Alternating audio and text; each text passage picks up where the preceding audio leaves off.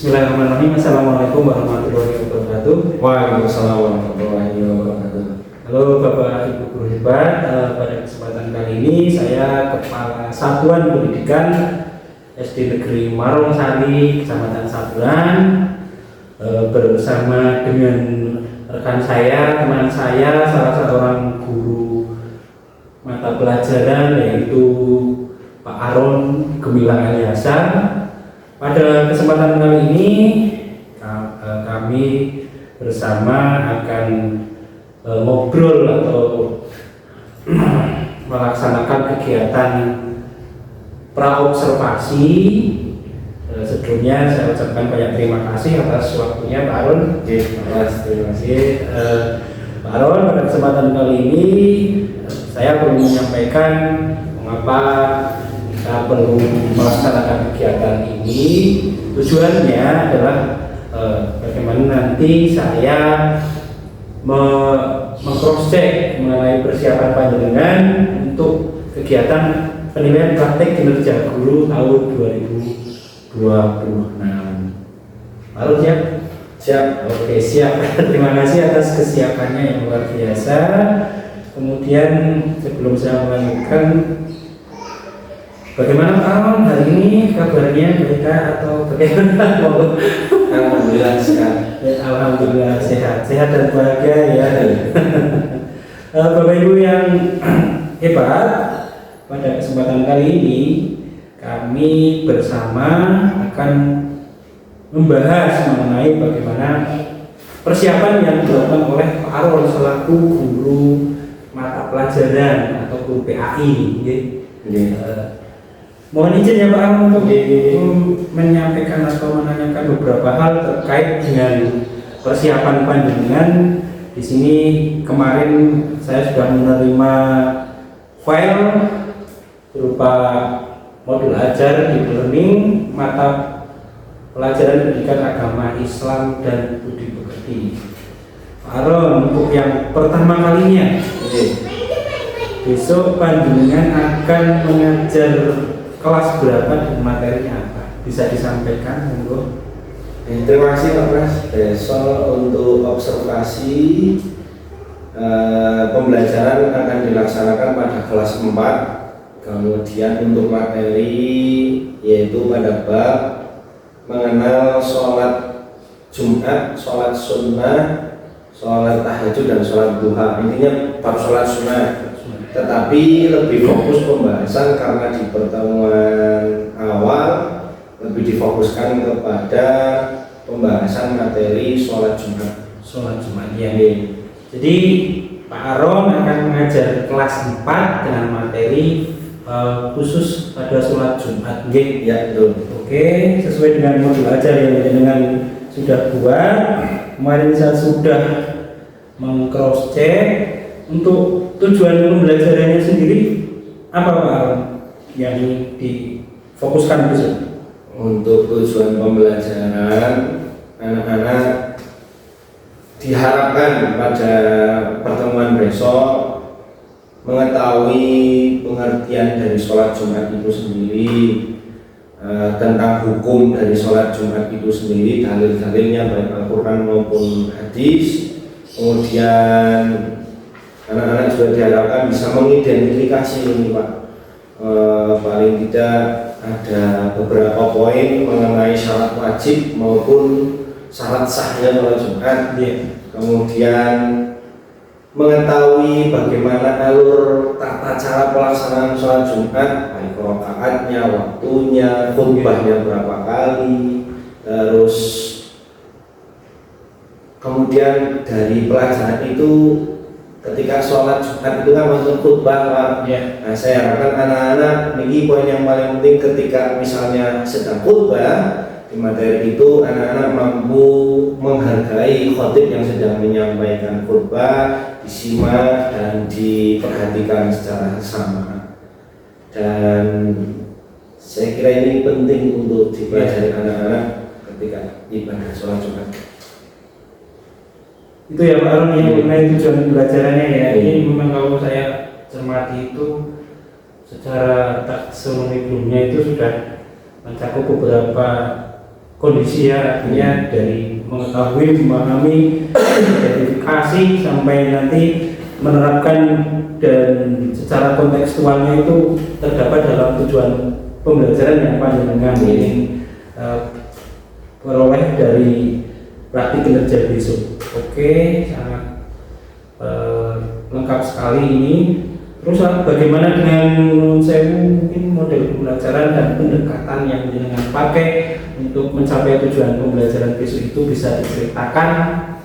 Untuk besok karena ini sifatnya pembelajarannya praktik secara langsung mungkin ya Pak. Untuk model pembelajaran pakai direct instruction, langsung instruksi secara langsung bagaimana misalnya contoh praktik sholat Jumat, kemudian didemonstrasikan bagaimana khotib, bagaimana imam, bagaimana makmum, kemudian pendekatannya pakai deep learning tentunya. Deep learning. Nah, jadi anak-anak tidak hanya sekedar memahami pengetahuan pengertian saja, tetapi mereka bisa memaknai dari pembelajaran itu. Kemudian dalam deep learning itu ada yang sudah kita ketahui itu ada mindful learning, kemudian ada meaningful, joyful learning. Jadi fokus memahami, tidak hanya fokus memahami makna ibadah itu sendiri, tapi menghubungkannya dengan kehidupan nyata sehari-hari kita dan belajar. Mungkin nanti ketika proses pembelajaran ada sedikit permainan maupun diskusi dengan tidak menghilangkan dari esensi belajar itu sendiri. Metode mungkin ada ceramah secara interaktif, maksudnya interaktif tanya jawab, kemudian diskusi lah, kemudian permainan juga, dan mungkin ketika besok karena kondisi kadang-kadang tidak menentu nih Pak, mohon maaf apabila misalnya ada anomali perubahan tidak sesuai dengan RPM nih, mohon maaf nih Pak. Siap. Oke, menarik sekali ini dari model pendekatan sampai metode ini. Artinya memang tuntutannya memang sekarang memang harus deep learning dan ada bagian dari mindful, meaningful, joyful itu sudah tercantum dari modul ajar panjenengan. Metodenya juga saya lihat ada permainan, tanya jawab, ceramah interaktif. Kalau yang kekhawatiran dengan itu kan ya biasa kita manusia yang kadang ada hal-hal yang terjadi bisa seperti itu, tidak masalah. Yang penting kita prepare dulu aja. Nanti pasti ada dinamika di kelas. Untuk selanjutnya dengan media sendiri Pak Aron besok menggunakan apa Pak? Untuk media sudah menyiapkan beberapa, baik itu audio visual maupun dengan flashcard. Flashcard kemarin saya lupa untuk memasukkan di RPM-nya, sama infografis bagaimana tata cara urutan pelaksanaan sholat Jumat. Flashcard itu isinya berkaitan dengan pengertian sholat Jumat, terus berapa rakaat dalilnya, sunah-sunah sebelum sholat Jumat itu apa mawon. Nah ini berkaitan dengan itu. Mungkin ada sedikit video Pak berkaitan dengan yang saya tangkap ada desain grafis itu tadi ya. Kemudian flashcard dan video. Nah ini kan yang memang zaman sekarang ya, selain ini kan juga ada pemanfaatan digitalisasi. Alhamdulillah luar biasa sekali. Di sini juga saya cermati mengenai pemanfaatan digital, sudah ada video, kemudian ada infografis tadi ya. Untuk pelaksanaannya sendiri Pak Aron boleh diceritakan dengan besok mau di pembelajarannya itu mau model seperti apa atau strateginya bagaimana, monggo bisa disampaikan. Di pertemuan pertama ini berkaitan dengan sholat Jumat, ya saya kayaknya menjelaskan sangat menit per menit mungkin gimana ya coba ya globalnya saja lah, intinya ke anaknya gitu. Untuk besok berkaitan dengan sholat Jumat, tentunya di awal kita mengeksplorasi dulu bagaimana pengetahuan anak-anak berkaitan dengan sholat Jumat, hukumnya, syarat wajib, syarat sah. Kemudian kita sambil mengamati juga anak-anak seperti apa tingkat pengetahuan awal mereka tentang sholat. Kemudian setelah itu kita mengulas materi secara mendalam lagi mengenai pengertian sholat Jumat, kemudian apa itu sholat Jumat itu sendiri, syarat-syarat wajibnya, syarat sahnya. Kemudian di tengah-tengah setelah itu ada pembagian kelompok. Kelompok ini untuk mengamati bagaimana tujuan dari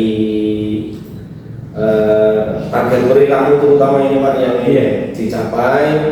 Ya nanti bisa saya melakukan refleksi juga dinamika kelas seperti apa,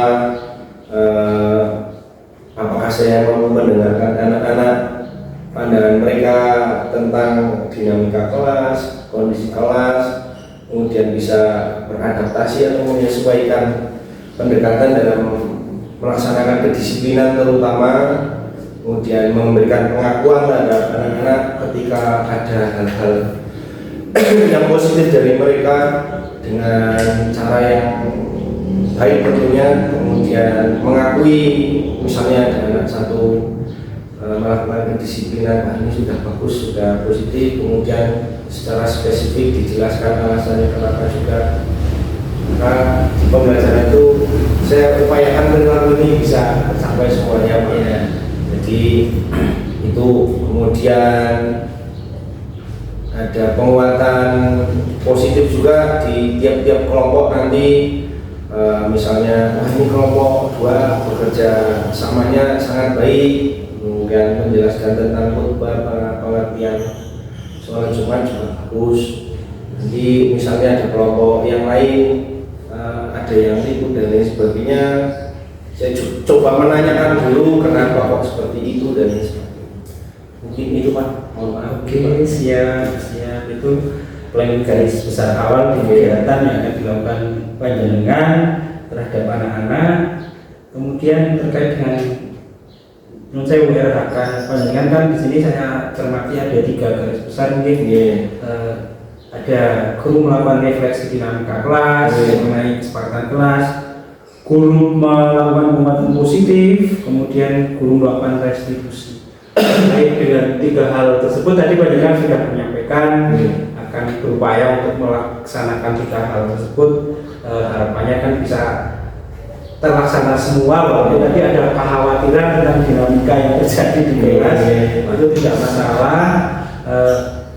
Terkait dengan 3 target perilaku itu, ini saya kalau boleh tahu apa yang akan dengan lakukan agar 3-tiganya itu bisa tercover atau setidaknya bisa terlaksana dengan maksimal Pak Aron.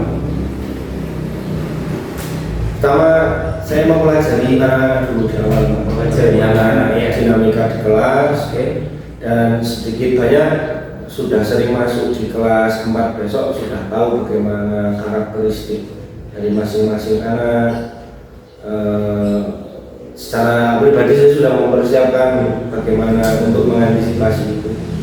Namun ketika kondisi kelas besok mungkin kan tidak ada yang tahu seperti apa. Itu wajar sekali itu. Maka demikian harus dipersiapkan secara spontanitas. Tapi tetap sudah ada amunisi, sudah ada gambaran amunisi atau prepare ya. Saya percaya dengan sudah prepare. Kemudian ini kan poin yang kalau dari 3 perilaku ini kan poinnya ya, secara keseluruhan kan mengenai kesepakatan kelas dan restitusi. Nah, terkait hal tersebut, kesepakatan kelas seperti apa yang akan dengan masukkan ke dalam pembelajaran besok, terutama kepada anak-anak. Ya, monggo. Kesepakatan kelas yang ingin saya lebih tekankan untuk khususnya besok karena ini berkaitan dengan khutbah Jumat, di mana banyak kasus di kehidupan nyata ketika sholat Jumat itu anak-anak sering ramai, sering bermain-main dan lain sebagainya. Maka di sini saya ingin menerapkan itu bagaimana dalam pembelajaran itu saya ingin menyampaikan pengen ngajak bareng-bareng, yuk coba kita ketika pembelajaran nanti, ketika ada yang berbicara kita simak baik-baik, kita menghargai, dan ketika sedang berdiskusi juga sama, saling menghargai. Siapa yang sedang berbicara, siapapun itu, entah teman yang menyebalkan mungkin menurut kamu, tetapi ketika sedang diskusi tetap disimak atau didengarkan. Sebaliknya juga teman-teman kamu yang lainnya juga akan memperlakukan kamu seperti itu. Ketika kamu tidak menghargai teman, maka orang lain juga mungkin tidak akan menghargai kamu ketika sedang melakukan itu juga.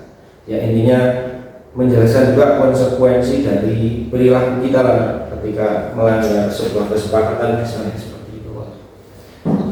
Oke, satu kata kunci yang saya tangkap yaitu mengenai kesepakatan kelas saling menghargai. Itu luar biasa, adem sekali ya. Artinya yang mindset seperti inilah yang dari harus sederhana kecil, tapi kita bisa membiasakan ke anak untuk bisa membuat kesepakatan kelas dan bisa diaplikasikan secara kontekstual kepada anak-anak baik di lingkungan kelas maupun di lingkungan sekitarnya, apalagi dikaitkan dengan materi panjenengan yang kaitan dengan sholat Jumat ya isinya itulah. Oke, terima kasih Pak Aron, ini luar biasa ya, kelihatannya simpel tapi sangat bermakna dalam sekali terkait dengan RPM atau belajar yang sudah dengan buat. Sebelum terakhir, bagaimana dengan asesmennya Pak Aron? Asesmen seperti apa yang akan dengan terapkan di kegiatan ini? Untuk asesmen ada beberapa yang sudah saya tuliskan di RPM itu Pak, ya, simulasi praktik bagaimana pelaksanaan sholat Jumat secara sederhana.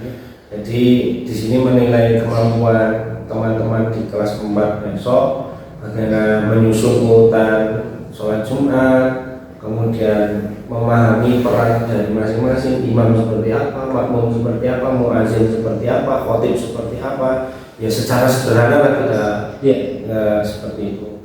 Kemudian yang dinilai di situ pemahamannya, kerjasama kelompoknya, ketepatan urutannya, dan mungkin karena kondisi kelas 4 itu anak laki-lakinya sedikit, jadi misal tercampur dengan perempuan tidak apa-apa. Iya apa ini simulasi.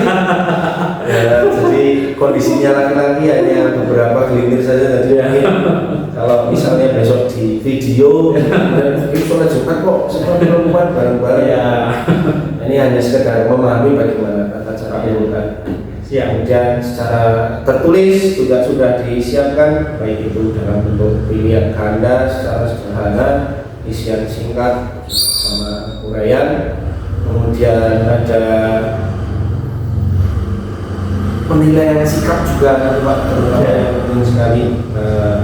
Tapi berkaitan dengan penilaian sikap ini lebih kepada catatan pribadi saya sebagai seorang guru PAI untuk pertimbangan nilai yang nanti akan di semester akhir itu tentu akan menjadi tambahan nilai tersendiri bila ada anak-anak yang kurang dalam hal pengetahuan memahami, tetapi dalam hal sikap dan lain sebagainya kan bisa menjadi nilai tambah untuk nambah kekurangan menambah. Oke, terkait asesmen atau penilaiannya jelas sekali di sini sudah ada cantum. Terima kasih. Lalu masih nyambung dari pengembangan secara kompetensi ranahnya kan ada pengetahuan, keterampilan, sikap. Tadi kan kita sambungkan gitu. Yang ingin panjenengan fokuskan di situ apa atau semua dari 3 aspek pengembangan kompetensi ranahnya yang ingin dicapai di situ. Kayaknya semua dari sisi pemahaman pengetahuan juga ditambah dengan tadi ada simulasi praktik bagaimana anak-anak tidak hanya memahami saja tetapi mencoba untuk gimana sih jadi khotib posisinya di mana, imam seperti apa, muadzin seperti apa, khotib bagaimana, mungkin seperti itu. Oke, ini sebelum closing saya sedikit menyimpulkan tadi materinya mengenai sholat Jumat media, metode, strateginya mendalam, ada pemanfaatan digitalisasinya, kemudian asesmennya juga mencakup ranah 3 pengembangan aspek, dan tentunya kan ini kan kalau saya tidak salah kan pertemuan kedua kita di tahun kedua ini kita ya sebagai planning persiapan lah dalam praktik kerja. Kalau saya tidak salah kita sudah pertemuan kedua ini, dan harapan di tahun kedua ini terkait dengan praktik yang akan panjenengan lakukan apa Mas Harun. Pastikan ada harapan terhadap anak. Kalau tahun kemarin sudah baik, tahun ini harapannya apa, monggo untuk disampaikan. Harapannya sederhana sebenarnya Pak, bagaimana anak-anak bisa menerima pembelajaran yang saya bersamai di situ, bisa enjoy Pak. Joyful ya, enjoy ya. Tidak ada tuntutan yang terlalu ini, mereka bisa paham, mereka bisa senang juga belajar. Kata kuncinya adalah menyenangkan, enjoy. Ya begitulah nih, mendalam sekali. Terima kasih Pak Aron untuk kesempatan kali ini. Kita setidaknya saya sudah punya gambaran mengenai apa yang akan panjenengan persiapkan dan dilakukan untuk kegiatan praktik kinerja besok.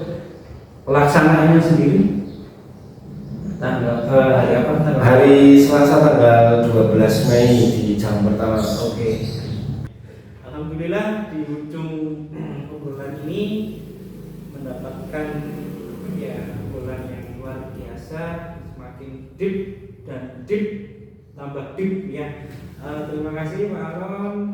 Closing statement monggo silakan untuk kegiatan praktek dengan kinerja guru tahun 2026.